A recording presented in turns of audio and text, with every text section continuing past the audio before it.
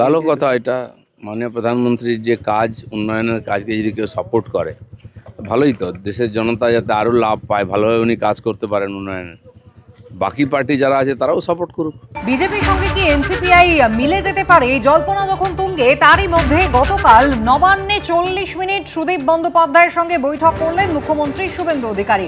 এনসিপিআই এর লোকসভার দলনেতা সুদীপ বন্দ্যোপাধ্যায়, তার সঙ্গে নবান্নে মিনিট 40-এর বৈঠক হলো এবং শতাব্দী রায় তার সঙ্গে ফোনে কথা বললেন শুভেন্দু অধিকারী। এখনই দিল্লি যাওয়া সম্ভব নয়, সেই কারণে চাইলে কলকাতায় বৈঠক হতে পারে, এমনটাই নবান্ন সূত্রে জানা গিয়েছে।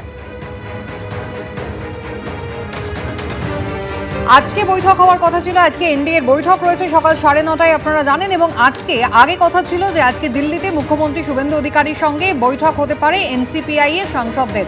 যদিও আজ নয়, গতকাল রাত্রেই কিন্তু বৈঠক করে ফেললেন এনসিপিআই এর লোকসভার দলনেতা সুদীপ বন্দ্যোপাধ্যায়। নবান্নে গেলেন মুখ্যমন্ত্রী শুভেন্দু অধিকারীর সঙ্গে 40 মিনিটের বৈঠক তিনি করলেন। এমনকি টেলিফোনে শতাব্দী রায়ের সঙ্গে কথাও হলো শুভেন্দু অধিকারী।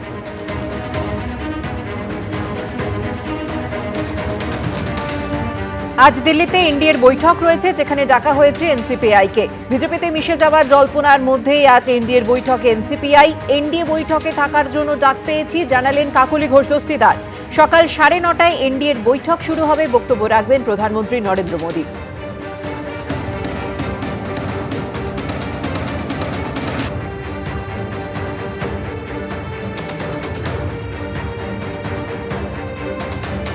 আজকের এই বৈঠক নিয়ে ঋতব্রত বন্দ্যোপাধ্যায় তিনি কি বলেছেন দেখুন।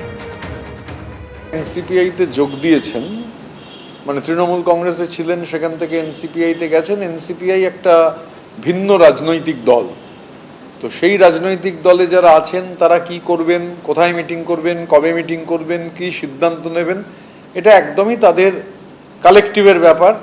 সুতরাং এই বিষয়ে এনসিপিআইয়ের কালকে দিল্লির মিটিংয়ে কি হবে, মিটিংয়ের পর তারা কি করবেন বা মিটিংয়ে কি সিদ্ধান্ত নেবেন, এগুলোর সঙ্গে আমাদের কোনো যেহেতু যোগাযোগ নেই, তাই এ নিয়ে মাথা ঘামিয়ে কোনো লাভ নেই, মাথা ঘামাবার কোনো প্রয়োজন নেই। একটা অন্য রাজনৈতিক দল, তারা যদি সম্মিলিতভাবে গণতান্ত্রিক উপায়ে কোনো সিদ্ধান্ত গ্রহণ করেন, সেটা একান্তই তাদের ব্যক্তিগত ব্যাপার, তাদের কালেকটিভের ব্যাপার।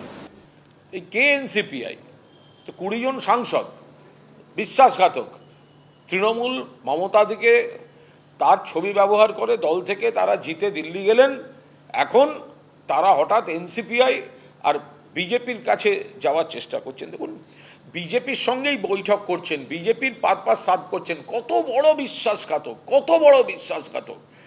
তা মুখ্যমন্ত্রী তো স্বাভাবিক ব্যাপার যে ওখানে ভূপেন্দ্র যাদবজি, নিশিকান্ত দুবেজি, যারা বিজেপি নেতা, তাদের সঙ্গে এদের মাখামাখি করছেন। কেউ কেউ আরও কয়েকজন নেতার সঙ্গে দেখা করছেন, কেউ প্রধানমন্ত্রীর কাছে যাচ্ছেন, কেউ অমিত শাহজির কাছে যাচ্ছেন। তো সেখানে তারা তো বিজেপি হয়ে গেছেন বকলমে। তো সেই কারণেই এখানকার মুখ্যমন্ত্রী তাদের সঙ্গে হয়তো দেখা করবেন। শুধু তৃণমূল কংগ্রেসের সঙ্গে বিশ্বাসঘাতকতা নয়, প্রত্যেকটি ভোটার যারা 24 সালে বিজেপি বিরোধী ভোট দিয়ে এই এমপিদের জিতিয়েছেন, তাদের সঙ্গে বিশ্বাসঘাতকতা করে ব্যক্তি স্বার্থে, সম্পূর্ণভাবে ব্যক্তি স্বার্থে এরা বিজেপির কোলে দোল খেতে যাচ্ছে। এবিপি আনন্দ, এগিয়ে থাকে, এগিয়ে রাখে।